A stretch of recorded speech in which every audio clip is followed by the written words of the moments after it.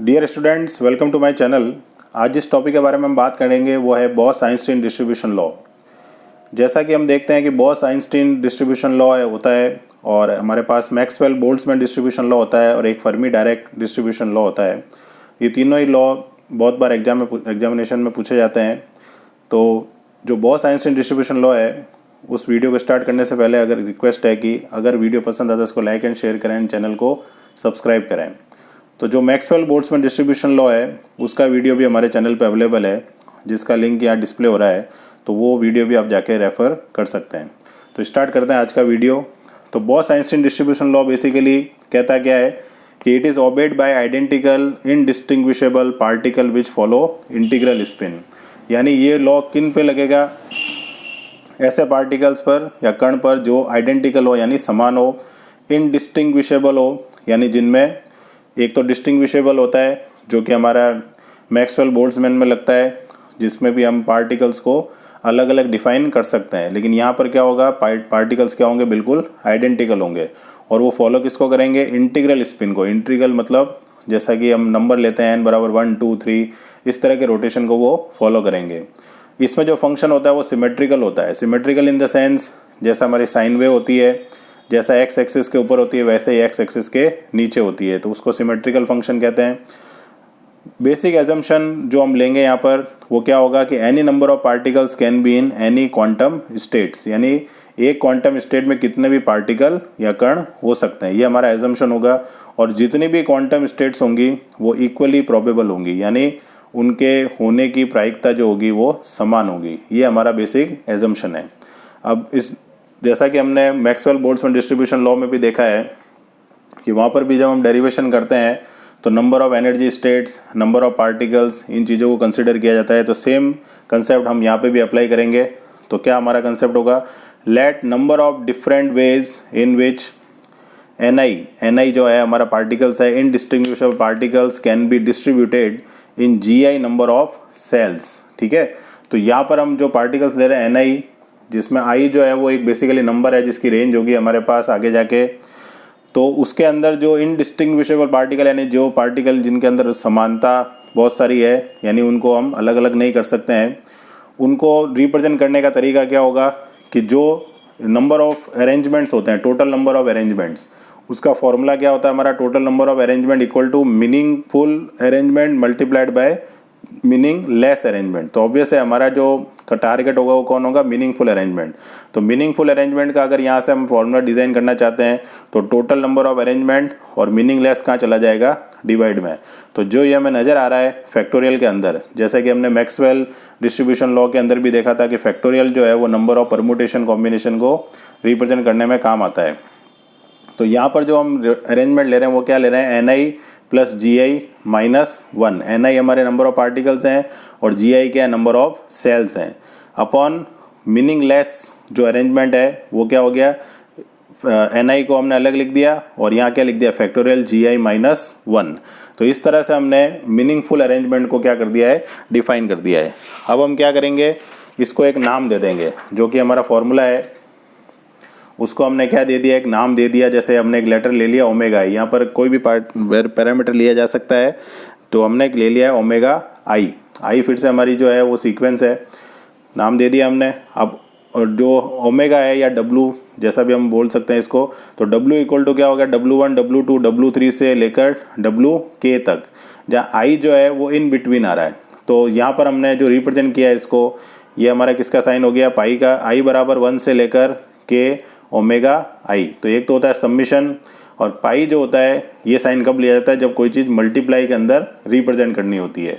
तो सेम जो फॉर्मूला हमने 2 में लिखा है उसी फॉर्मूले को अगर हम 3 में रिप्रेजेंट करना चाहते हैं तो हमने यहाँ पर जस्ट क्या लिया है? इस पाई को रिप्रेजेंट कर दिया है I बराबर 1 से लेकर K। सेम चीज़ फैक्टोरियल वाली ऊपर है और सेम चीज़ फैक्टोरियल वाली कहाँ लिख दी है? नीचे लिख दी है।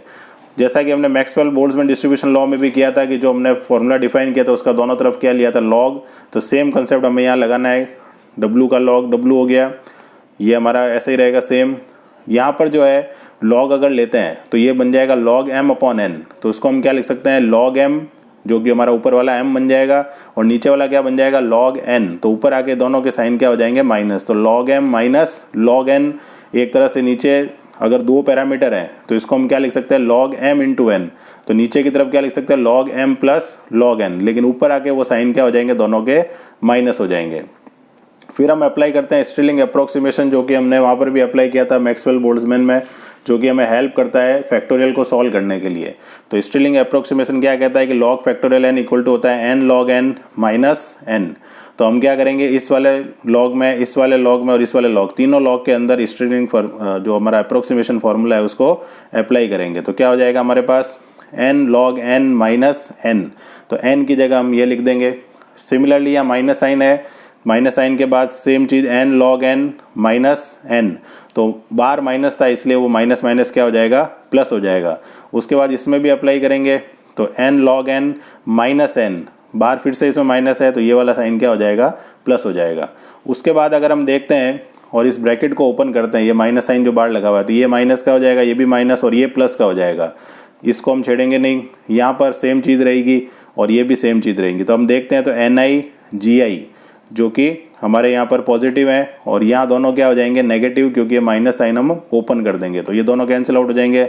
सिमिलरली ये -1 माइनस माइनस प्लस हो गया और ये हमारे पास यहाँ पर क्या है, -1, तो माइनस प्लस ये भी कैंसिल आउट हो गए। तो हमारे पास क्या बचेगा, एक तरह से n log n वाला जो पैटर्न है वो बचेगा। n log n बच गया, n log n बच गया और n log n बच गया। तो ये तीन हमारे पास रिमेनिंग पार्ट रह गए।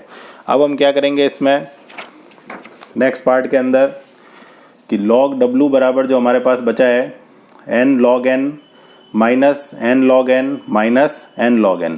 तो इसको हम करेंगे अब differentiate above equation with g i as a constant, यानी जी आई को हम क्या मान के चलेंगे यहाँ पर कॉन्स्टेंट, यानी डिफरेंशिएट किसके रेस्पेक्ट में करेंगे, एन आई के रेस्पेक्ट में, क्योंकि एन आई क्या है, हमारे नंबर ऑफ पार्टिकल्स हैं। तो यहाँ पर अगर हम डिफरेंशिएट करते हैं तो देखो एन आई यहाँ पर इस फंक्शन में भी है, इस फंक्शन में भी है। तो u इंटू वी का फॉर्मूला हम जानते हैं डिफरेंशिएशन में क्या होता है, differentiation of u into v, u differentiation of v plus v differentiation of u। तो जी आई हमारे लिए यहाँ पर एज ए कॉन्स्टेंट की तरह काम कर रहा है। d ऑफ log w अगर लेते हैं एन आई के रेस्पेक्ट में तो ये आगे जाके क्या बन जाएगा, 0 बन जाएगा। तो ये एज इट इज़ रख दिया हमने। log x का क्या होता है 1/x और एन आई के लिए कर रहे हैं तो डी एन आई क्या कर दिया, मल्टीप्लाई में, फिर प्लस लिखा। उसके बाद इस पूरे फंक्शन का अगर करते हैं तो एन आई का डी एन आई हो जाएगा, जी आई एज ए कॉन्स्टेंट 0 हो जाएगा, 1 का भी 0 हो जाएगा। तो केवल क्या बचेगा, डी एन आई और log value as it is put कर दी। अब इसमें अगर देखते हैं तो इस वाले पूरे लॉग के अंदर कहीं पे भी एन आई नहीं है और दोनों जगह जी आई है, तो ये it will be treated as a constant और कांस्टेंट का डिफरेंशिएशन क्या हो जाएगा, 0। तो इस पूरे का क्या हो गया, 0 हो गया। उसके बाद आते हैं यहाँ पर, तो माइनस साइन लगाया हमने बाहर ब्रैकेट के। उसके बाद क्या करेंगे, फिर से यहाँ पर एन आई दो जगह है तो u इंटू वी लगेगा। तो n i as it is log x का 1/x और एन आई का वापस डी एन आई, फिर वापस से प्लस लगाया log n i as it is और एन आई का डी एन आई, ठीक है। उसके बाद हमें क्या करना है, जैसे हमारे पास यहाँ पर है ये दोनों आपस में क्या हो गए, कैंसिल आउट, तो केवल क्या बचा, डी एन आई बचा। उसके बाद plus d n i log of this, ये एज इट इज़ लिख दिया हमने। उसके बाद माइनस यहाँ पर अंदर मल्टीप्लाई करते तो डी एन आई यहाँ पर क्या हो गया, माइनस का हो गया, और यहाँ पर प्लस माइनस फिर से क्या हो गया, minus d n i log n i equal to d log डब्ल्यू। इसको हम 0 भी लिख सकते हैं, जो कि हम आगे जाके लिख देंगे। तो लास्ट में जो हमारे पास बचा है यहाँ पर वो ये दो पैटर्न बचे हैं, एक तो ये बचा है और ये बचा है। इन दोनों में क्या कॉमन आ रहा है, डी एन आई कॉमन आ रहा है। तो डी एन आई को हमने कहा लिख दिया, बाहर लिख दिया। तो यहाँ क्या बचा, लॉग ये वाला पार्ट माइनस लॉग ये वाला पार्ट, डी एन आई कॉमन है और डी ऑफ लॉग डब्ल्यू।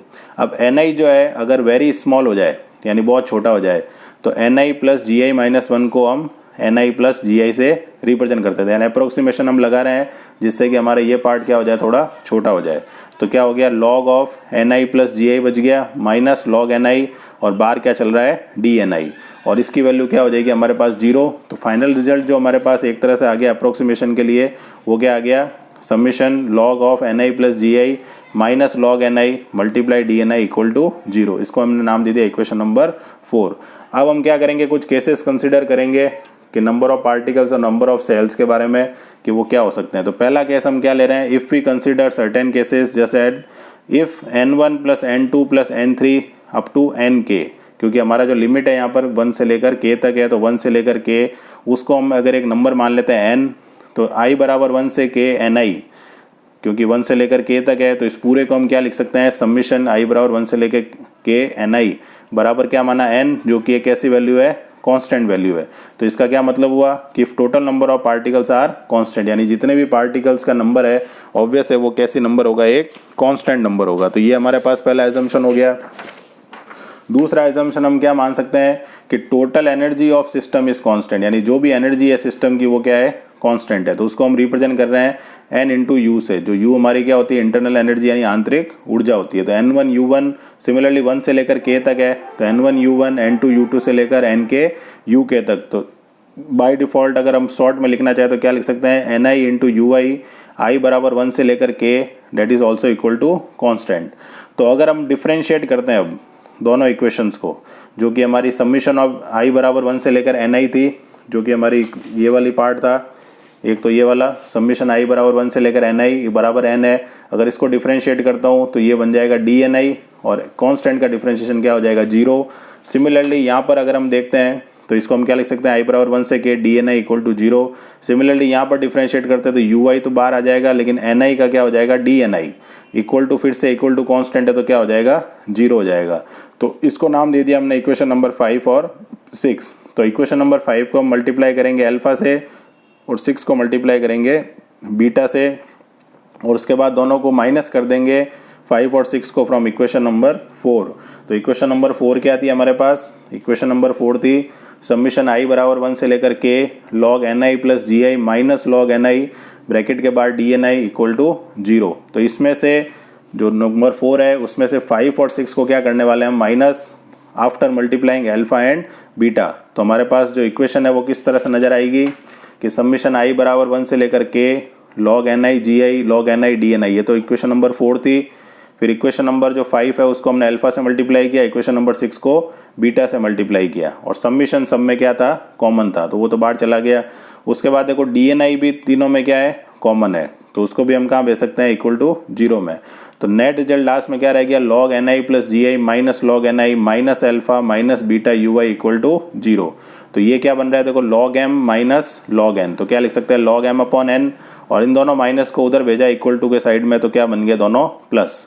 अब हम क्या लेंगे, एंटी लॉग लेंगे। एंटी लॉग लेने से क्या फ़ायदा होगा कि लॉग एलिमिनेट हो जाएगा, और क्योंकि ये लॉग जो है वो नेचुरल लॉग है जिसका बेस e है, तो ये जो वैल्यू है ये e की पावर में चली जाएगी। तो Ni plus Gi upon Ni बराबर क्या रह गया, e की power alpha plus beta ui।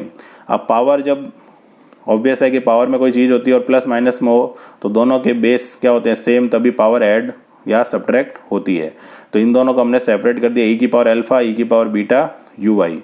तो अब अगर हम Ni फाइंड आउट करना चाहते हैं यहाँ से इस एक्सप्रेशन से, तो ऑब्वियस है पहले हम क्रॉस मल्टीप्लाई करेंगे तो Ni किधर चला जाएगा, उधर। अब Ni चाहते हैं तो Ni वाली टर्म को एक तरफ लिखेंगे और जिसमें Ni नहीं है वो दूसरी तरफ। तो Gi को हमने इधर ही रखा जो कि नंबर ऑफ सेल्स है, और Ni को उधर ट्रांसफर किया तो Ni उधर जाके क्या हो गया, माइनस का हो गया। अब इन दोनों में क्या कॉमन ले सकते हैं हम, Ni कॉमन ले सकते हैं। Ni कॉमन आएगा तो यहाँ क्या बचेगा, e की पावर अल्फा e की power beta ui minus 1 equal to Gi। तो Ni का एक्सप्रेशन क्या आ गया फाइनली हमारे पास, जो नंबर ऑफ पार्टिकल्स हैं Gi अपॉन e की पावर अल्फा e की पावर बीटा ui माइनस 1। अब फाइनली हम बीटा जो हमारा कांस्टेंट जो हमने लेट किया है उसकी वैल्यू क्या होती है, 1 अपॉन kBt, जहाँ kB क्या होता है, बोल्ट्जमैन कांस्टेंट होता है, और T क्या होता है, टेम्परेचर इन केल्विन होता है। तो फाइनल जब हम वैल्यू लिखेंगे तो Ni इंटू dNi, दोनों तरफ dNi से मल्टीप्लाई कर दिया जो कि रेट ऑफ चेंज को बताता है नंबर ऑफ पार्टिकल्स की। तो Ni dNi Gi dNi upon same चीज़ है, और लास्ट में क्या करना है आपको, बीटा की जगह 1 अपॉन क्या रख देना है, kBt। तो इस तरह से ये जो एक्सप्रेशन डिराइव होगा ये किसको रिप्रेजेंट करेगा, बॉस आइंस्टीन डिस्ट्रीब्यूशन लॉ को, जो कि क्या बताता है कि जो भी आपके नंबर ऑफ पार्टिकल्स होते हैं जो i बराबर 1 से लेकर k तक स्टेजेस में होते हैं, ऑब्वियस है उनका सम कांस्टेंट होता है, और वो डिपेंड किस पे करता है, नंबर ऑफ सेल्स पर, और बोल्ट्जमैन कांस्टेंट पर, टेम्परेचर इन केल्विन पर, और इंटरनल एनर्जी पर। तो इस तरह से आप डिराइव कर सकते हैं बॉस आइंस्टीन डिस्ट्रीब्यूशन लॉ का डेरिवेशन। तो आशा करता हूँ कि वीडियो पसंद आया होगा। नेक्स्ट वीडियो में मिलते हैं friends, thank you very much.